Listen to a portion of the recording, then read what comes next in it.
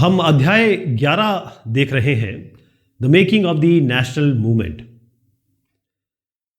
अब गांधी जी एक बहुत बड़े नेता बन के उभरे, क्योंकि हिंदुस्तान की जो सिचुएशन थी उसमें एक नेता की वाकई में जरूरत थी। जब गांधी जी 46 ईयर्स के थे तो हिंदुस्तान वो आते हैं, और कब आते हैं वो? 1915 में। कहां से आते हैं वो? साउथ अफ्रीका से। अब क्योंकि साउथ अफ्रीका में गोरे काले और ब्राउन, इनके बीच में बहुत विभेद किया जाता था, यानी कि जो रेसिज्म था बहुत ज़्यादा था वहाँ पर। तो ये अहिंसावादी तौर पे गांधी जी ने, अगर आप ये चित्र देखें, ये वहीं का है, साउथ अफ्रीका का ही है। तो गांधी जी ने वाकई में बहुत काम किया, और इस काम के बदौलत गांधी जी एक इंटरनेशनली यानी ग्लोबली पूरे विश्व में एक विख्यात या फिर नोन लीडर बन गए थे, नेता बन गए थे। और क्योंकि इस कैंपेन में वो हर एक हिंदुस्तानी से मिले साउथ अफ्रीका में, चाहे हिंदू हो, मुस्लिम हो, पारसी हो, क्रिश्चियन हो, गुजराती हो, तमिल हो, नॉर्थ इंडियन हो, अपर क्लास हो, लोअर क्लास हो, लॉयर हो या वर्कर हो, जो भी जितने भी तरीके के लोग हो सकते हैं, सबसे इनकी मुलाकात होती है। अब यहाँ पर कुछ चित्र है जिनको मैं दिखाना चाहूँगा। ये जो चित्र आप देख रहे हैं, ये चित्र है नेटाल कांग्रेस का। किसका? Natal Congress. तो ये डरबन साउथ अफ्रीका में 1895 में इसको बनाया गया था। तो बाकी जो इंडियंस हैं उनके साथ महात्मा गांधी जी कौन है? ये कि ये है, ये देख रहे हैं हम ना, ये है गांधी जी, थोड़ा एक जैसे दिख रहे हैं। तो ये गांधी जी यहाँ पर है बीच में।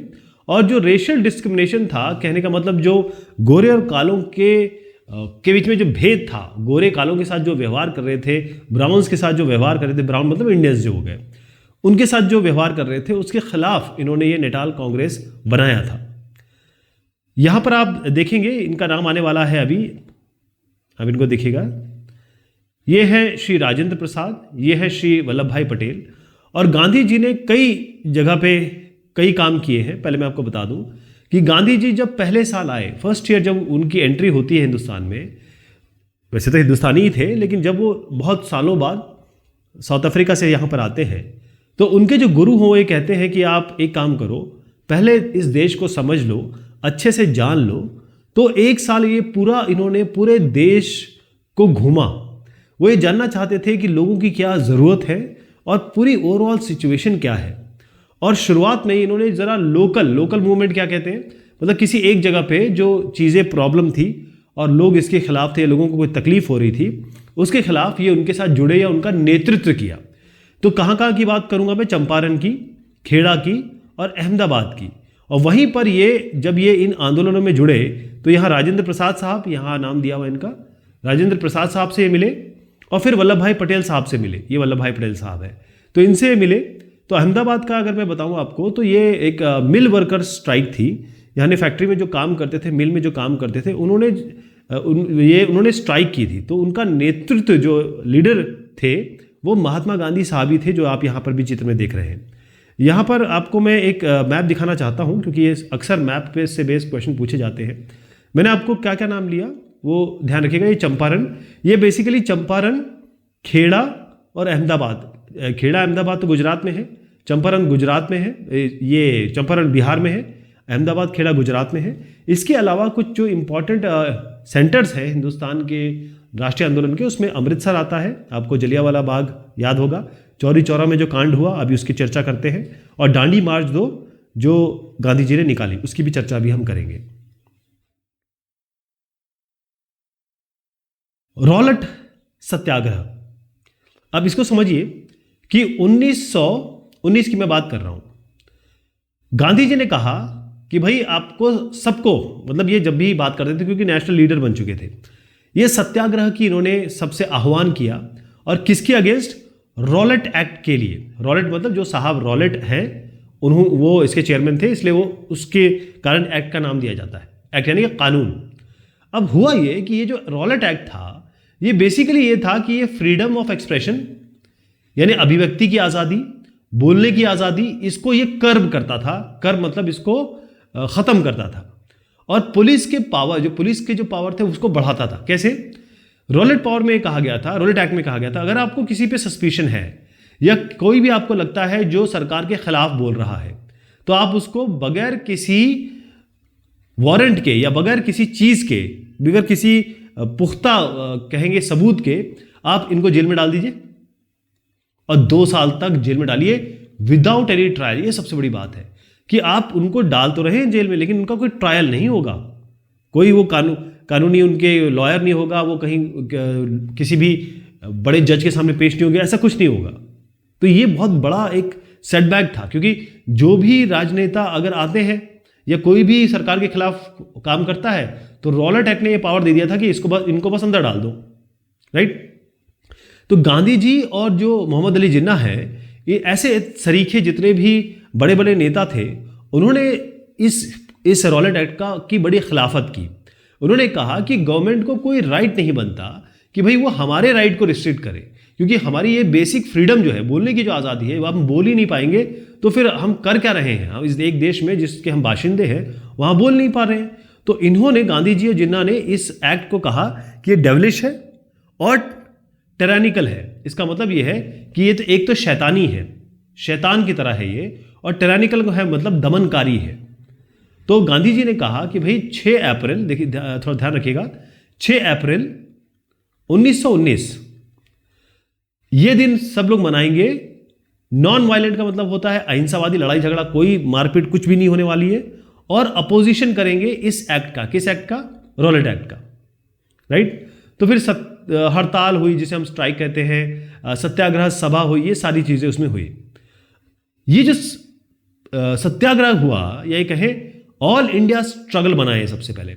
ऐसा स्ट्रगल पूरे देश में एक साथ नहीं होता, मतलब देश के अलग अलग भागों में चीजें हो रही थी, ऐसा नहीं है, लेकिन पूरे देश का जो स्ट्रगल है, पूरे देश का संघर्ष एक साथ, पहली बार जो रॉलेट सत्याग्रह है, ये पूरे देश का, पैन इंडिया का स्ट्रगल बन गया। ओके। तो अप्रैल 1919 में, जैसे मैंने आपको बताया, बहुत सारी हड़ताल्स हुए, डेमोन्स्ट्रेशन हुए, यानी कि विरोध प्रदर्शन हुए।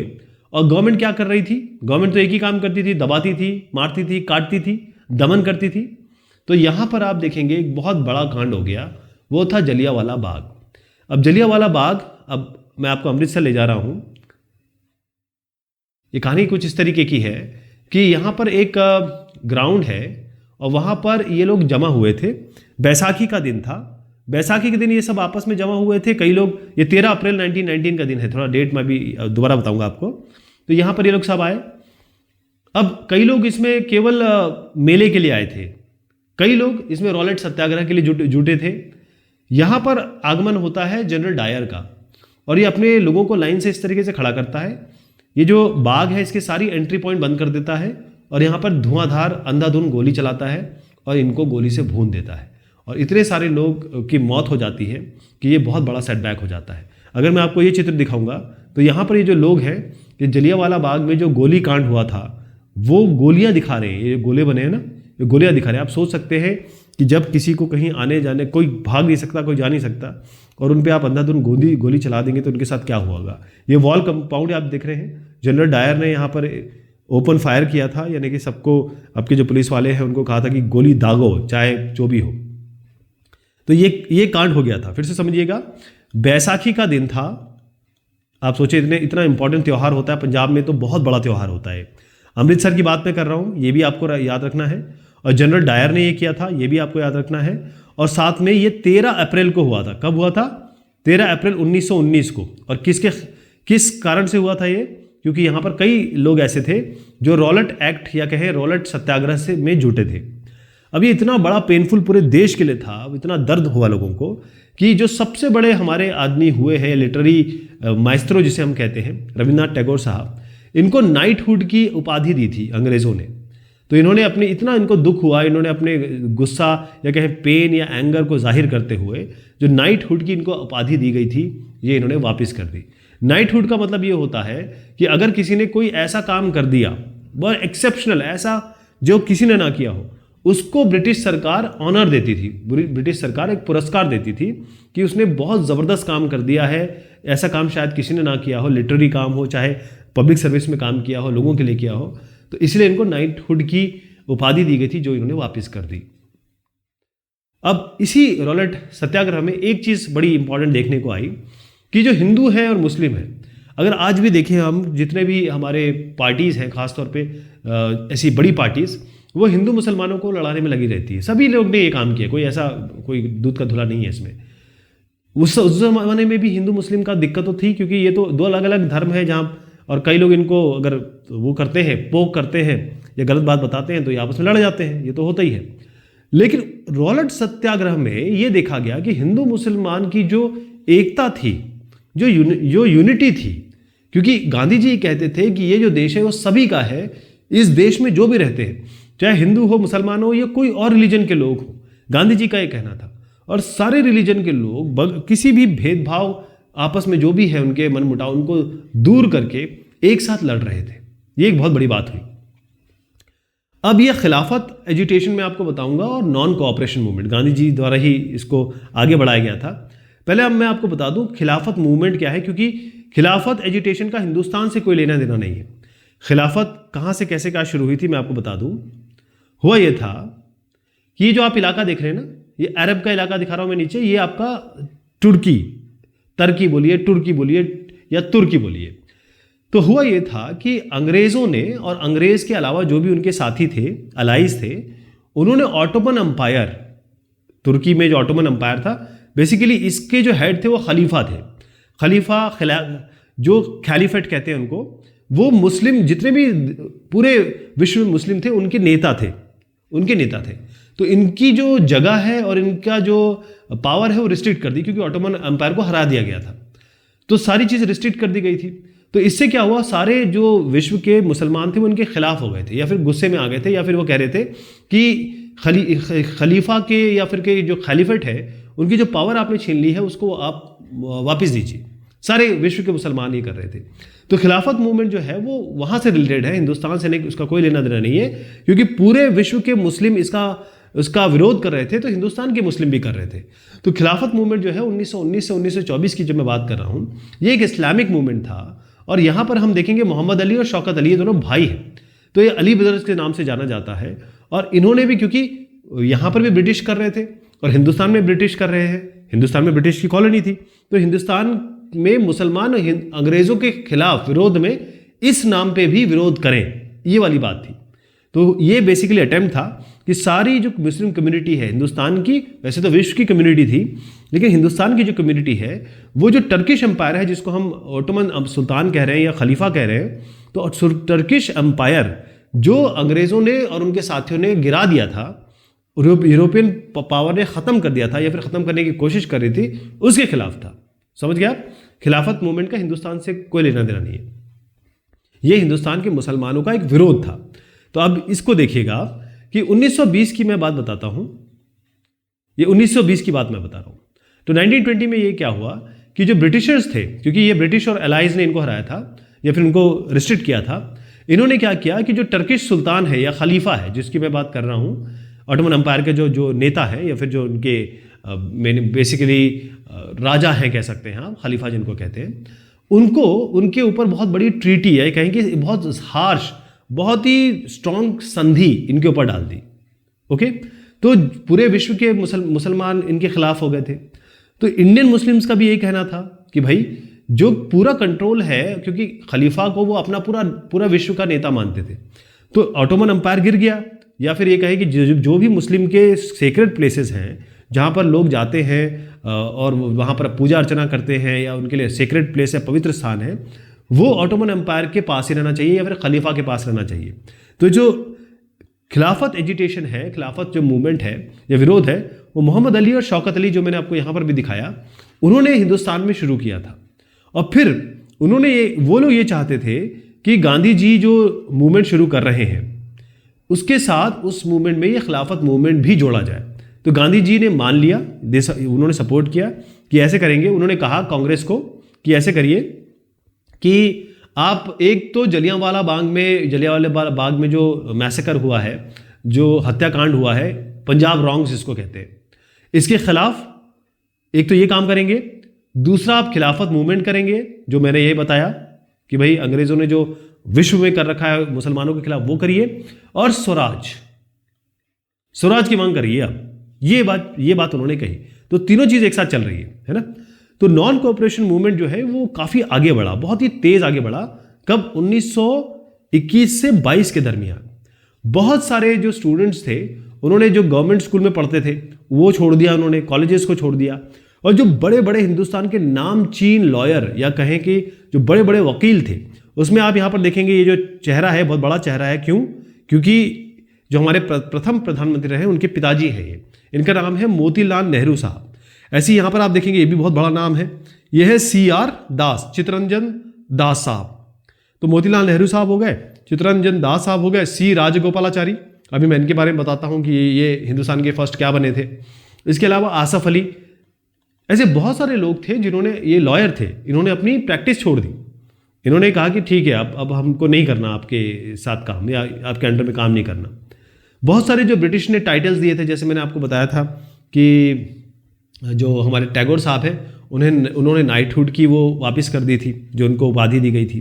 और इसी तरीके से कई सारे लेजिस्लेचर जो है, काउंसिल्स हैं, जो विधायिका वाली पोर्शन है, उसको लोगों ने बॉयकॉट करना शुरू कर दिया था। और सबसे बड़ी बात, लोगों ने क्या किया कि जो कपड़े हैं उनको जमा किया और बिल्कुल बीच सड़क में आके उसका बॉन फायर करने लगे, उनको आग लगाने लगे फॉरेन क्लॉथ को। तो इसी कारण से जो बाहर से क्लॉथ आता था, कपड़ा आता था 1920 और 1922 के दरमियान, ये एकदम कम हो गया, इसका इंपोर्ट बहुत कम हो गया। तो ये एक चित्र मैंने दिखाने की कोशिश की है, नॉन कॉपरेशन मूवमेंट है, इसको हम हिंदी में कहेंगे असहयोग आंदोलन। असहयोग आंदोलन, खिलाफत आंदोलन और स्वराज की मांग, ये तीनों एक साथ चल रही थी। पीपल इनिशिएटिव, पीपल इनिशिएटिव का मतलब अब लोगों ने क्या क्या किया, ये तो नेतागण की बात हो गई। अब एक एक करके आप देखिए कि जो गांधी जी ने कहा, गांधी जी क्या कहते थे? वो कहते थे अहिंसात्मक, बगैर किसी लड़ाई झगड़ा के, यानी कि नॉन वायलेंस के साथ आप आंदोलन करेंगे, इसमें संघर्ष करेंगे, विरोध प्रदर्शन करेंगे, डेमोन्स्ट्रेशन कह सकते हैं आप, या फिर मार्च कह सकते हैं, ये सब निकालेंगे, है ना। लेकिन हुआ क्या कि हर एक क्लास और हर एक ग्रुप के लोगों ने गांधी जी की बात को अपने अलग अलग तरीके से समझा और उसको इंटरप्रेट किया और उसी हिसाब से उसको लागू भी किया। और ख़ास तौर पे लोगों ने जो लोकल प्रॉब्लम थी, जैसे मान लो मैं यहाँ रहता हूँ, मैं दिल्ली में तो नहीं रह रहा, लेकिन मेरी यहाँ पर कुछ जनरल प्रॉब्लम है जो मुझे बहुत परेशान कर रही है। तो गांधी जी के मूवमेंट को मैंने लोकल एक जो परेशानी थी उससे जोड़ के आगे बढ़ाया कि मेरी लोकल प्रॉब्लम भी एक तरीके से सहयोग आंदोलन है, खिलाफत आंदोलन है, इस तरीके से चलाया। तो हुआ ये कि जब मैं खेड़ा की बात करता हूँ, आपको खेड़ा मैंने दिखाया था, गुजरात, खेड़ा जो गुजरात है, यहाँ पर जो पाटीदार किसान है, एक उनकी जाति होती है, तो पाटीदार जो किसान है, इसको हम पीजन कह सकते हैं, फार्मर कहते हैं, इन्होंने एक नॉन वायलेंट वो शुरू किया, कैंपेन शुरू किया। और प्रॉब्लम ये थी कि इनके ऊपर बहुत हाई लैंड रेवेन्यू लगाए गए थे, यानी बहुत ज़्यादा इनके ऊपर लगान या टैक्स लगाया गया था। और तो इन्होंने इसके खिलाफ, मतलब गांधी जी की बात तो सुनी और साथ में इसको जोड़ दिया किसके साथ, अपनी लोकल प्रॉब्लम थी ना, इसको जोड़ दिया असहयोग आंदोलन के साथ, और जो भी गांधी जो भी आह्वान करते थे इसके साथ जोड़ दिया।